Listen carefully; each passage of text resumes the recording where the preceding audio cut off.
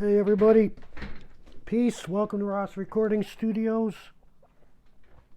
And today's going to be talking about Ableton Live and recording and what I have been missing out on.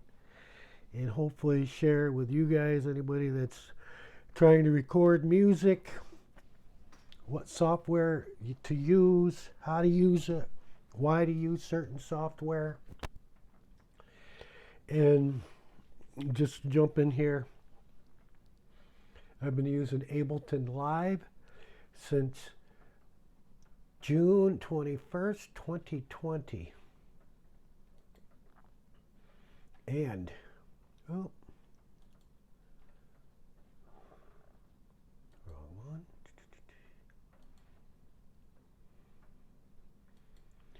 So, when I first was looking for recording software, you hear about Pro Tools, which is industry standard, great software. There's Avid, different softwares like that. And I had bought the Launchpad, and that came with recording software. Ableton free, like Blackmagic is free versus Adobe. All great stuff. So it's like, let me try it, and I really liked the way it was laid out with the session view.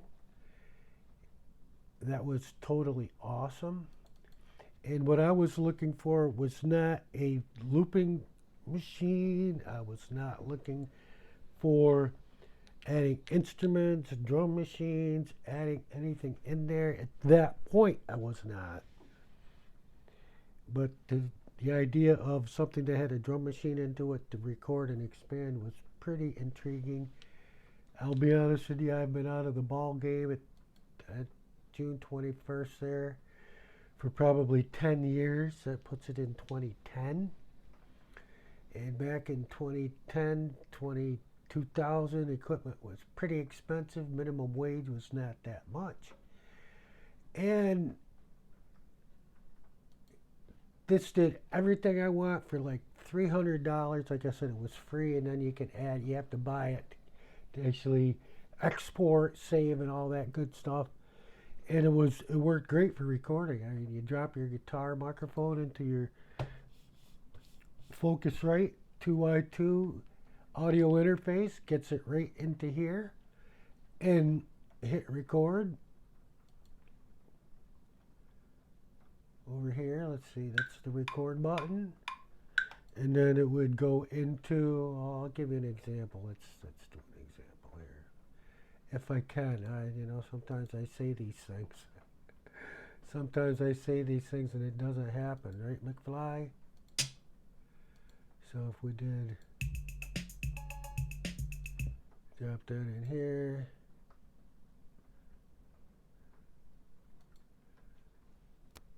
Okay. Hit record.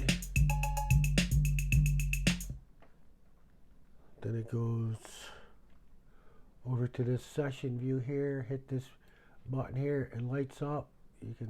So you can see it. And then that's the final product. Here's your mixing board and everything, and then you export it. It worked perfect for that. And I was thinking, there's a lot of people on YouTube that explain it, but they never explain it, sort of say, in a classroom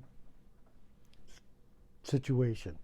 It's always, well, if you want to learn how to do this, it's this. They show you how to import, export. They'll show you how to add a sample. They'll show you how to do a clip.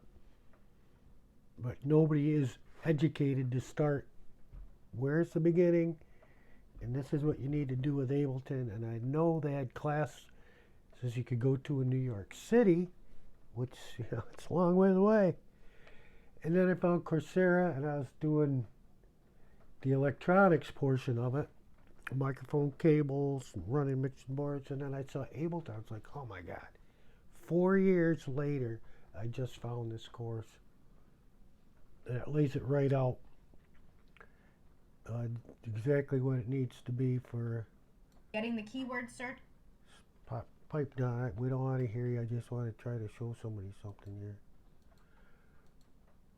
So this is the keyboard search one. Let's see.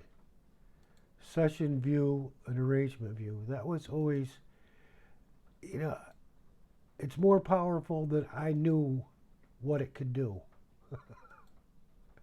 Like I said, I bought all this to record guitars, drum, bass, sing, use it as a recording software. I might have been better off getting Pro Tools, because that's exactly what Pro Tools is. But like I said, I saw this and wow, it really blew me away. Now seeing the session view, the arrangement view, how to interact, how to start using this thing is phenomenal. It's like, oh my God. You know, I'm such an idiot that it took so long for me to figure this out. So that's why I'm sharing this with everybody. Coursera and Introduction to Ableton Live. You can get everything free except for your final graded assignment. For that, you can get a free trial for 7 days, and then it's $40. I'm on my first $40 month. I'm going to try to keep it minimized. So, graded assignment, 70%. We could actually do a live, see what I've learned, see if I've learned anything. I don't know if this actually might not be acceptable to put on the internet on my YouTube channel. I don't know. That would be like cheating, taking the test. I guess I can't do this live. Whoops. Sorry. Oh my God. FBI will be knocking at my door going, hey, hear that you are publishing Coursera's test on the internet. So what I will do is take it and I will post my grade. And that, but yeah, this is. Go back. Continue. So you can see you got the graded assignments. You go to reading, video, overview of the Ableton interface, functionality. Now, one thing that is cool, since I have used it for 4 years, a lot of stuff is familiar to me. The panning, how to export, import, export, how to set things up. Even though setting things up is always a good idea to have a refresher on that, because it can be very intricate when you get into your preferences. If you ask me, up here on the top, they should have a button preferences. Boom! Not have to go through all this nonsense to get there. So, and one thing I noticed in the classroom that they missed is they're setting it up and all that, and then they go back and you press a key to tell if it's working or not. No, you don't. Or, well, yeah, you can do that, but you can hit the test tone.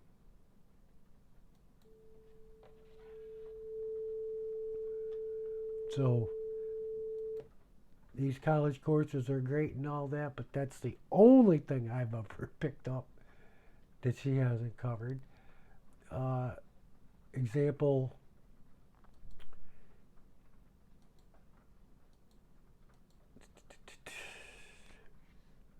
let's see. Oh, it's already lit up, so now I probably can't change anything. Yeah, let's blow the speakers out. Oh my God. You gotta love it. So you get down here, you can grab your pencil tool up here. Now you can change all your volume levels just by floating around. Well, let's get it on the screen so you can see it. I guess that's all we're gonna get. So you can see all these red lines. That's your volume. So you can see I'm just doing it. Going right through, put them all up full, and try to get them in the middle.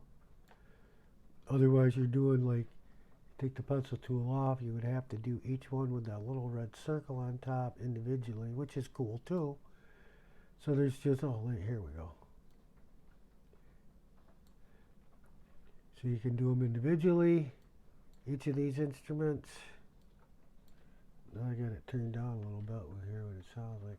Or so you hit this pencil, and now you can, wait a second, gotta highlight it.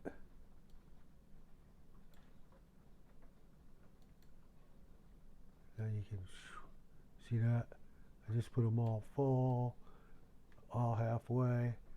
So I'm learning a lot of how to make it faster. The keyboard. So right now, actually, I put a sound into MIDI like drums.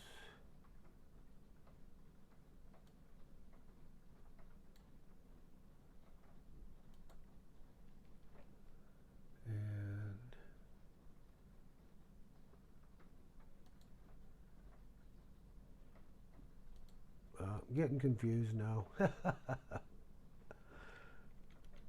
It's out of the keyboard range, so what? That's like, yeah, I'm getting out of confused because this is what I wanted to show you. Coursera. That's I shouldn't say because no, I don't know. That's why I'm here. So if we went to Ableton, see how many modules they got. Module 1, 2, 3, and 4. I've just completed the free trial. The Ableton overview, hardware. Non-linear functionality. That's one thing that was pretty cool. That means you're playing live. If it's linear, it's straightforward.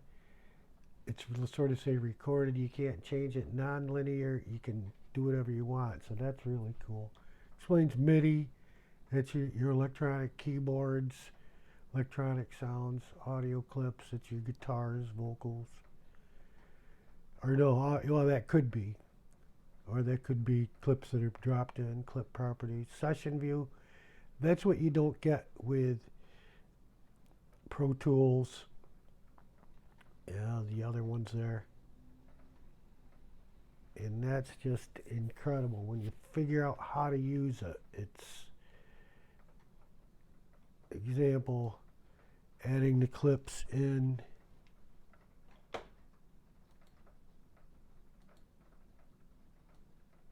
Drop a clip in there. Drop another one underneath it. Drop another one underneath. Now these are not going to play over each other. They're all going to play, you hit it. The next measure it's going to change. Next measure it's going to change.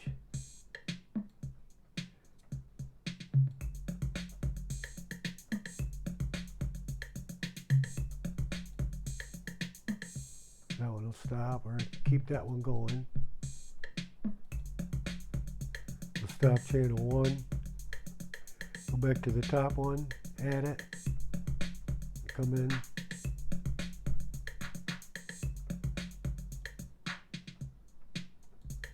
Times them perfectly.